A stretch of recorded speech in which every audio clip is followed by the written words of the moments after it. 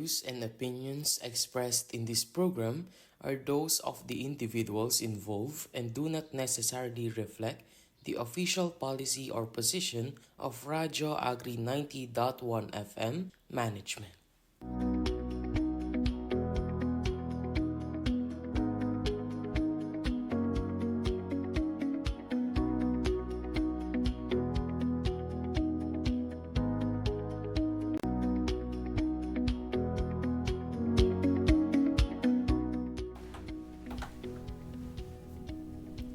Magandang hapon po sa lahat ng ating mga listeners at syempre sa ating mga live viewers through Radio Agri 90.1 at DA Filmec Facebook page. Ako po si CJ. At ako naman si Akim. Ngayong hapon ay isang panibagong episode po ng ating programa, ang ating pagsasamahan at kayo po ay nakatutok at nakikinig ngayon sa Coco Talk, usapang shared facilities for processing. Ito ang programa kung saan ating tatalakayin ang iba't ibang topics, impormasyon, balita at usapin patungkol sa Coconut Farmers and Industry Development Plan, Integrated Processing of Coconut and Downstream Products o Shared Facilities Component ng Department of Agriculture, Philippine Center for Post-Harvest Development and Mechanization. Dito lamang yan sa Radio Agri 90.1 FM Filmec, Kasaganaan para sa bayan. Bago po natin i-welcome ang ating guest dito sa ating programa, batiin muna natin ng isang magandang hapon ng ating Director 4, Dr. Janicio G. Alvindia, ang ating pong Director 3, Sir Joel V. Dator, ang Head of the CTF FMOD, Dr. Andres M. Tuates Jr., ang Chief of the Applied Communication Division, Sir Elijah Z. Davalos, and to the rest of the Division Chiefs of Filmec, magandang hapon po. Nais din po naming batiin sina Sir Jet Molek Subaba, Steed Section Chief, Ma'am Bess G. Magararu, Steed Section Chief, ang aming mga kasamahan sa Applied Communication Division at sa bumubuo ng Filmec Community. Yan. Sa ating last episode po ay nakasama rin natin ang ating guest this afternoon, kung saan naibahagi niya naman kung ano ang Coconut Water Processing Center na isa rin po sa mga facilities na ipinamamahagi ng ahensya sa ilalim ng Coconut Farmers and Industry Development Plan or CFIDP. Kaya naman, para po sa aming mga YouTube replays, maaari niyo pong mapanood muli ang mga nakarang episodes ng aming mga programa dito po sa Radio Agri. I-type lamang ang Radio Agri 90.1 FM sa YouTube at i-click ang like, share at subscribe, pati na rin ang notification bell para updated sa aming latest uploads. Pero bago po tayo magpatuloy sa ating programa, ay narito po muna ang ilang impormasyon at aktibidad tungkol sa CFIDP Shared Facilities for Processing Program. Sabay-sabay po nating panuurin at pakinggan ang Coco Balita.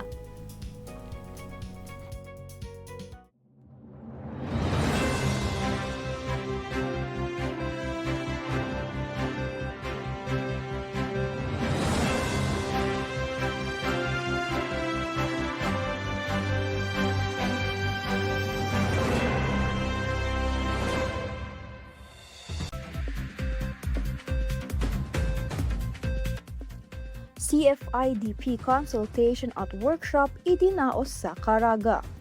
Isinagawa ng Filmec ang Stakeholders Consultation Meeting and Business Modeling Workshop noong October 7 to 9 sa VCDU Prince Hotel, Butuan City. Dinaluhan ito ng 7 CFCs at 4 LGUs mula sa Caraga Region. Pinangunahan ni Dr. Matilde Melicent S. Recto ang mga sessions na tumalakay sa fundamentals of SFPs, gap analysis at mga business models para sa iba't ibang pasilidad at layunin ng aktibidad na gabayan ang mga kooperatiba sa pagbuo ng kanilang mga business proposals para sa operasyon ng pasilidad at pagpapaunlad ng industriya ng niyog sa kanilang rehiyon. CFIDP on-site validation idinaos sa Quezon. Isinagawa noong October 7 to 10 ang ikalawang batch ng Joint On-Site Validation para sa mga FCAs ng Katarungan Group sa San Narciso, General Luna, Pitogo at Unisan, Quezon. Dinaluhan ito ng mga kinatawan mula sa DAF2C2, DARFO4A, PCA at PLGU APCO Quezon upang suriin ang kalagayan at pangangailangan ng mga FCAs.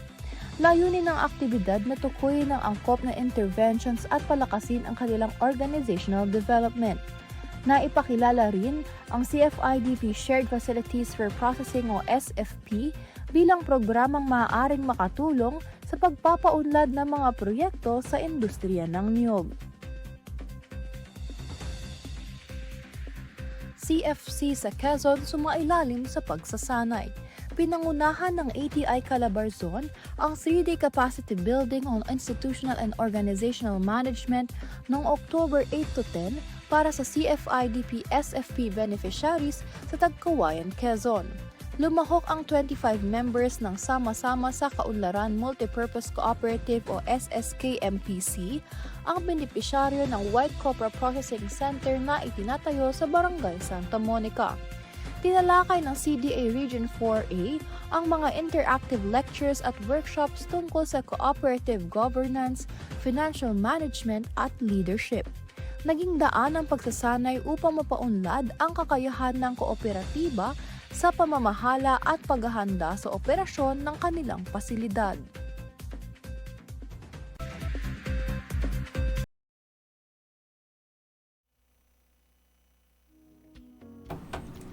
Natunghayan po ninyo ang Coco Balita para sa mga news at updates ng CFIDP Shared Facilities for Processing sa nagdaang linggo.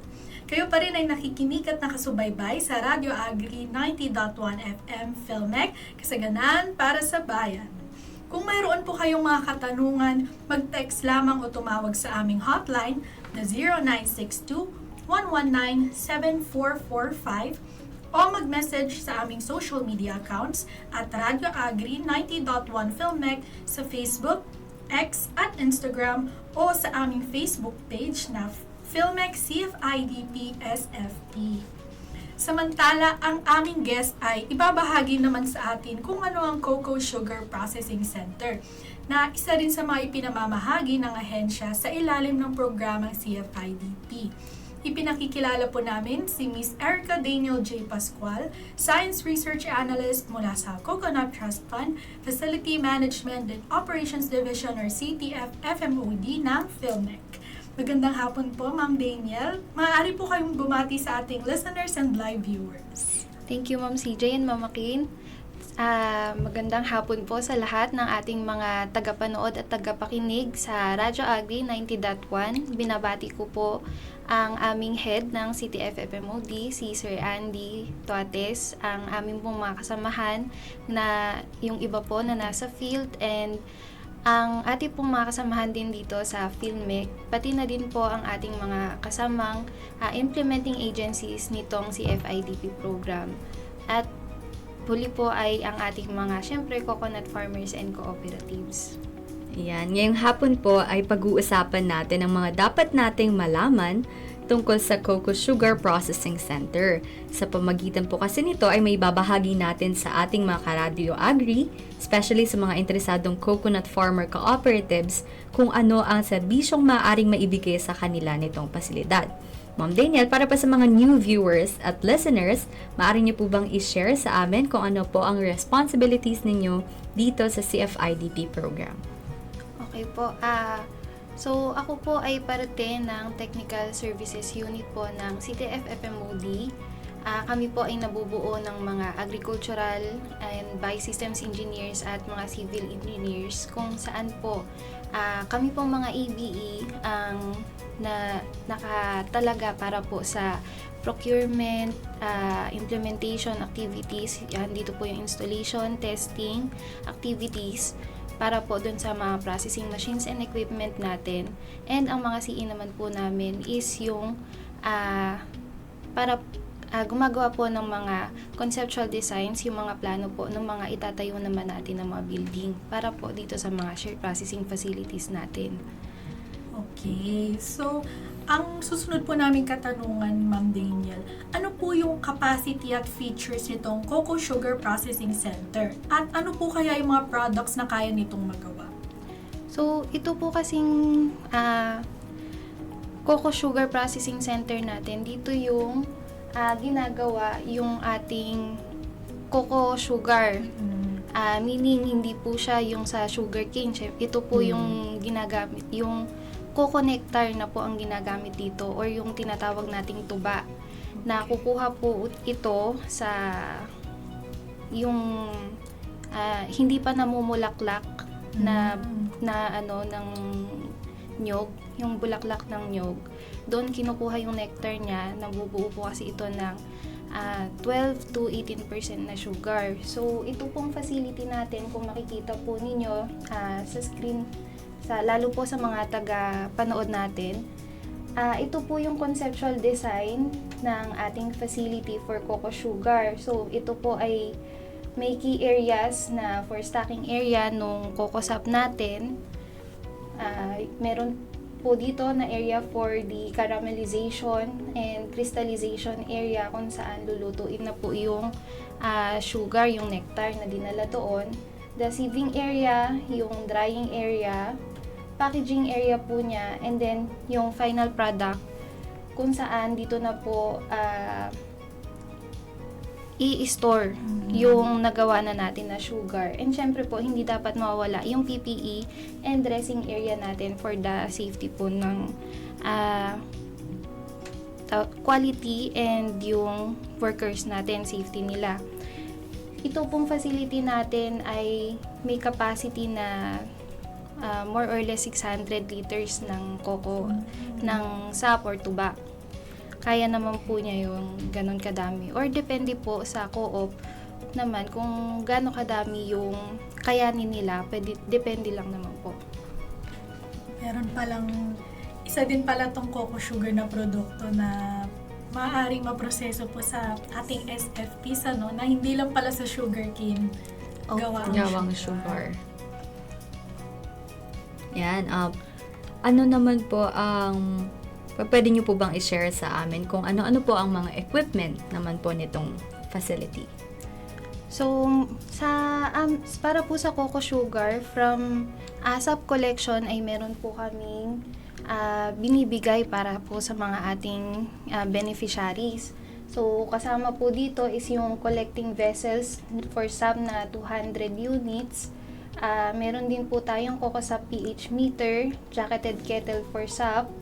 Kasama po dito yung mga motor, pipes and fittings po.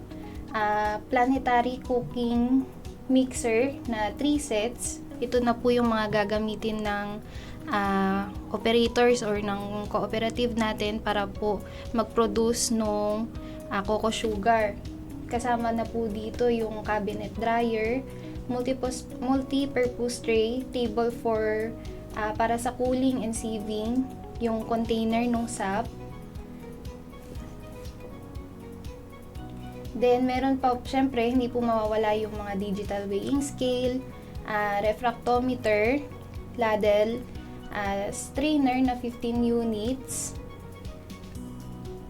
and then, mayroon pa pong spatula, automatic packaging machine, and then kasama po ang transformer. So, mapapansin po ninyo yung mga machines and equipment para sa coco sugar is karamihan ay equipment siya. Ang machines lang po dito talaga is yung pangluto niya. Yung jacketed kettle, planetary cooking mixer, and then yung dryer. Yun lang po. Karamihan na po dito is mga ginagamit na pati yung packaging po pala. Yung iba po dito, mga equipments na lang para kasama na po. Kasi ito na po yung mga mahahalaga din na kagamitan para makapag-produce sila ng sugar, kasama yung katulad po ng strainer, mga spatula. Opo. Which is good po kasi mas naibigay na din lahat talaga ng needs nila. Yes hanggang po. strainer, spatula. Yun nga po yung mga processing machineries and equipment na kasama po ng Coco Sugar Processing Center. Pwede nyo naman po ba i-explain sa ating listeners and viewers yung process flow po dito sa processing center ng Coco Sugar? So, ayun po. Yung makikita po ng mga viewers natin, ito po yung conceptual design, conceptual floor plan and process flow noong facility na nakita nila kanina. So, yung red lines po natin is yun yung proseso na sinusundan ng ating raw material o ng ating produkto, at yung green lines naman po is yun yung sinusundan ng ating mga workers. Kung mapapansin nila, hindi po parehas ang entrance ng ating raw material at saka ng workers. Si worker po kasi ay kailangan sa PPE muna papasok before talagang pumunta sa may production area or dun sa processing area. Habang ang raw material natin ay mapupunang papasok dun sa may stocking area. Hanggang dito po natin una, i-filter yung ating coco sap para matanggal yung ibang dumi or impurities before siya iproseso. Then, mag-undercook po siya doon na dito na magsisimula na gawin yung sugar natin sa mga planetary and jacketed kettles natin. Magkakasunod po yan na caramelization, crystallization, and then granulation. So, una po dyan is iboboil muna natin. Iboboil nila yung coco sap o yung tuba para mawala yung liquid at matitira lang po yung magkakaramelize siya, matitira yung sugar. Then, ito ay ililipat ulit sa susunod na machine para naman po sa crystallization. Hanggang sa mapunta na po sa granulation, hahaluin ito para po ini-incorporate kasi dito yung hangin, yung air, para yun na yung makikita mo na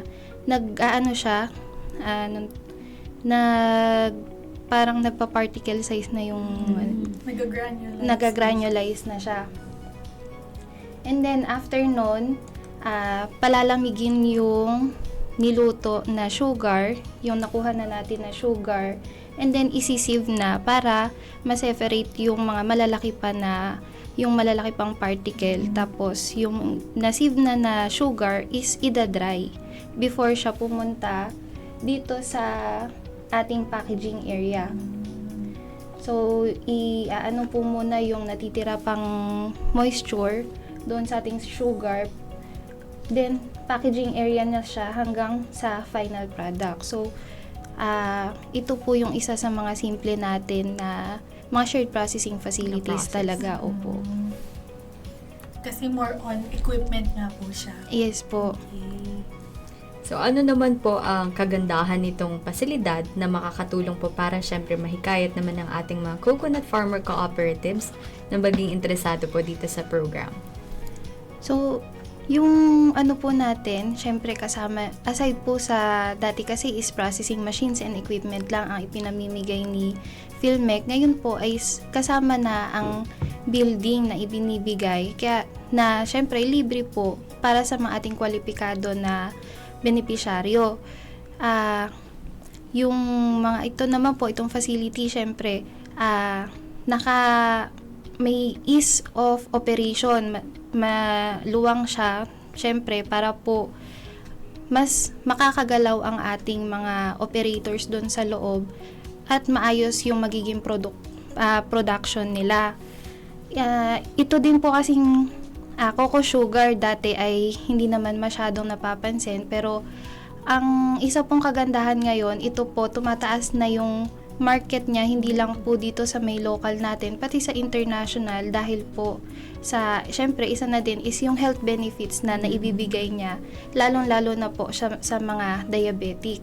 Ang mga diabetic po kasi syempre, di ba, hindi naman pwede yan dun sa yung sugar natin, normal sugar. So, itong coco natin is po pwede sa kanila, which is, opo, so tumataas ang market, mas makakahikayat siguro ito sa ating mga benepisyaryo na sa atin, mag-request. Opo. Kasi ma-assure na meron na pong market. Yes po. Yun nga, katulad na nabanggit ni Ma'am Daniel, ang kagandahan nga ay hindi lang sa local na market, international. Itong coco sugar, di ba? Tapos maganda din na nakakatulong siya sa health natin. May health para benefits. Sa mga diabetics. Okay. At meron na po bang na-establish nitong coco sugar processing center? Meron na pong isa na kasalukuyan po ngayon ay may installation activity na ginagawa doon. Ito po ay nasa Ragay, Camarines Sur. Saang region po ito? Region 5 po siya, ma'am. Opo. Sa, ano siya, 9, yun, sa may Ragay. Tapos naman na yung building niya, and then, finalization na lang nung mga pag-install ng machines. So, meron na tayong parang incoming na siya. Opo. Sa Ibig sabihin for Camarines. this year po For ay this year na po i-open, siya. magiging operational. Opo. Waiting na lang siya for testing din.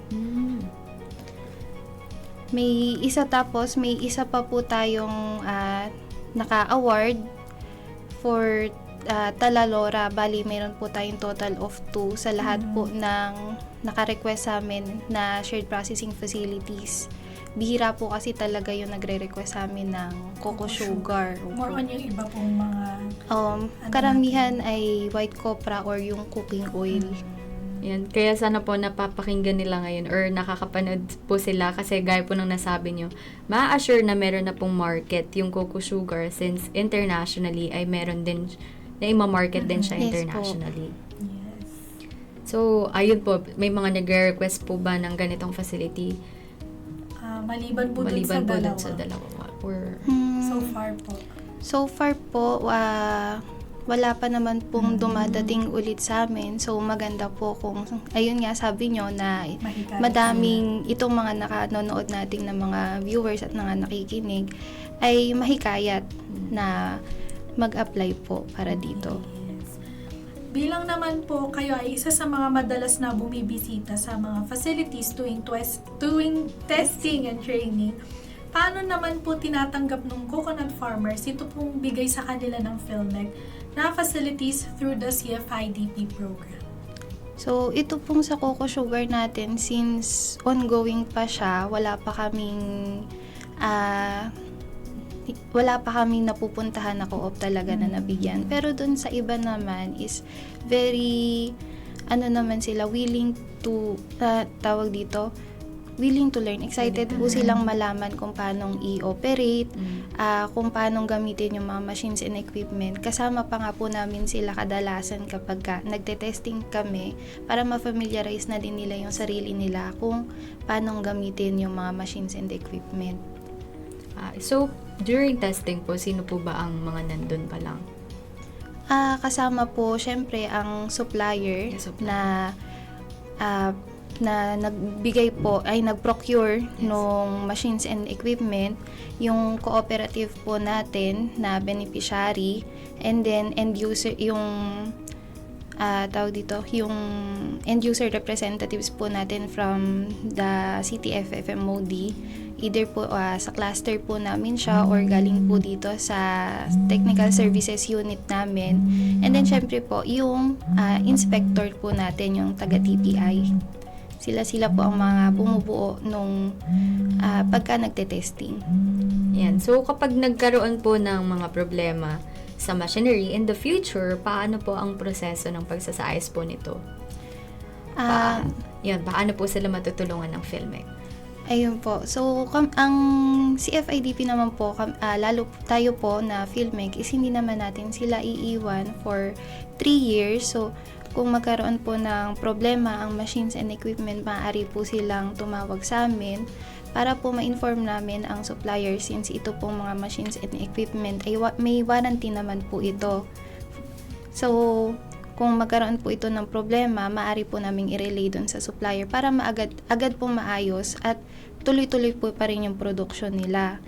Kasama pa rin naman po na sa programa ng CFIDP is mabigyan sila ng training para alam din po nila hindi lang yung kung paano i-operate yung machines and equipment, kundi kung paano din nilang i-maintain na at ito-troubleshoot yung mga machines nila para po dun kahit na yung simple lang na mga sira ay kaya na nila nang sila lang po. So, part po yun ng training din. Yes po, included din siya. Yes, yun naman din po ang sana mahikayat po ang ating Coconut Farmers Cooperatives na nanonood dahil hindi po kayo iwan ng PhilMec throughout po sa pagpapatakbo po nito Yes, pag-operate ng SFPs natin. Ano naman po message nyo, Ma'am Daniel, sa mga gustong maging beneficiaries ng CFIDP o nitong Coco Sugar na facility? So, katulad nga po nung nasabi ko kanina, ito naman po is libre, hindi lamang yung processing machines and equipment, kundi kasama na po ang building. Kung sila naman po, katulad ng mga nabanggit ko nung huli nating talakayan, kung sila po ay may existing naman na building ay mas maganda since maaari na po nating mapadala agad yung machines and equipment doon para ma-set up.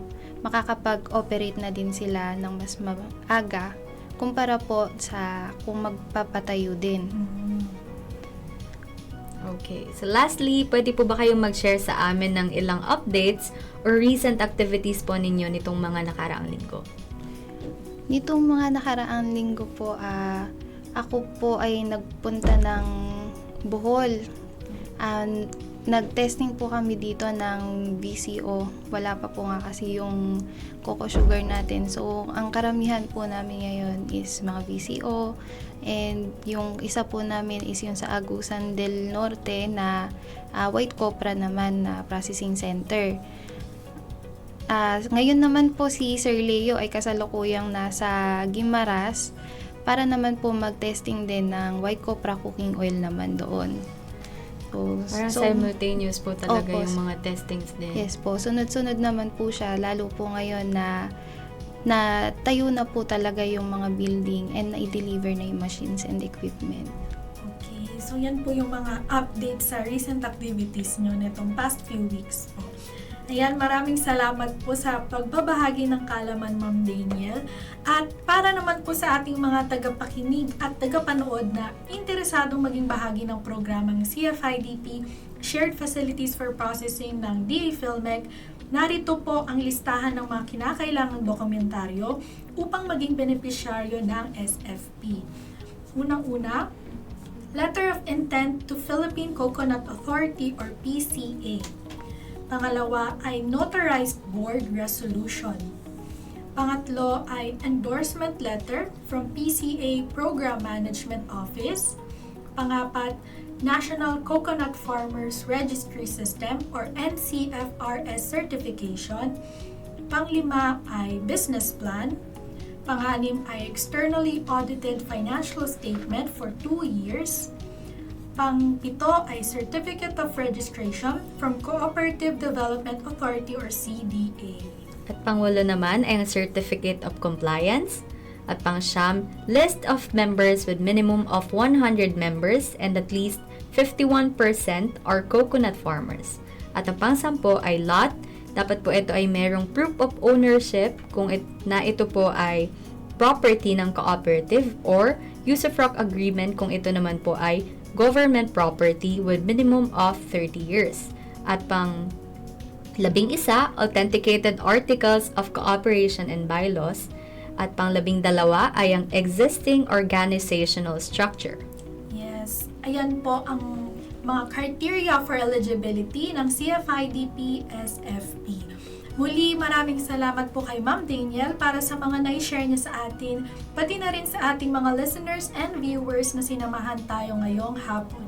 Kayo pa rin ay nakikinig at nakasubaybay sa Radio Agri 90.1 FM PhilMec, kasaganan para sa bayan. Kung mayroon po kayong mga katanungan, mag-text lamang o tumawag sa aming hotline na 0962-119-7445 o mag-message sa aming social media accounts sa Radio Agri 90.1 PhilMec sa Facebook, X at Instagram at mangyaring i-like o i-follow ang aming Facebook page at PhilMec CFIDP SFP. Muli ako po si Akin at kayo ay tumutok sa Coco Talk, usapang shared facilities for processing mula alas 3 hanggang alas 4 ng hapon.